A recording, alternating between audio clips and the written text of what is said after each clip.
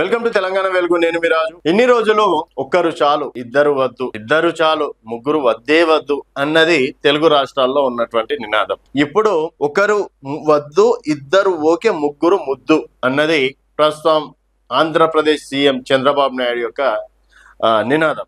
ఎందుకు ముగ్గురు పిల్లల్ని కనమంటున్నారు? ముగ్గురు పిల్లల వల్ల వచ్చే లాభాలు ఏంటి?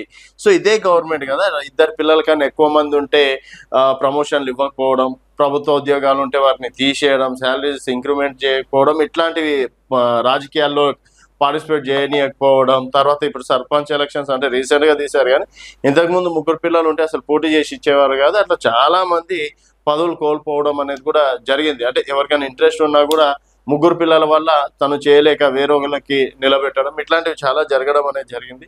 మరి ఇప్పుడు ఏం జ్ఞానోదయం అయిందో ఏందో తెలియదు ప్రభుత్వాలకి.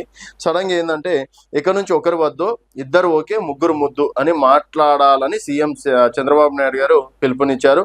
ఫ్యామిలీ ప్లానింగ్ ఇప్పుడు అసంబద్ధం, జనాభా లేక ప్రపంచ దేశాలు ఇబ్బందులు పడుతున్నాయి. సో దక్షిణ భారతదేశంలో జనాభా తక్కువగా ఉంది. జనాభా తగ్గడం వల్ల రాజకీయంగా కూడా ఇబ్బందులు వస్తాయి. నేను రాజకీయ ప్రయోజనాల గురించి మాట్లాడడం లేదు. ఏ దేశంలో ఎక్కువ జనాభా ఉంటే ఆ దేశం ధనిక దేశం అవుతుందని అసెంబ్లీలో చెప్పడం అనేది జరిగింది. సో ఇంతకుముందు ఏంటంటే ఇద్దరు పిల్లలు ఉంటే చాలు, ఇంకా ఇద్దరు పిల్లల కన్నా ఎక్కువ కనద్దు, ఇప్పటికే దేశ జనాభా పెరిగిపోతుంది, అల్లకల్లోలం అయిపోతుంది అన్నట్టు కూడా మాట్లాడడం అనేది జరిగింది.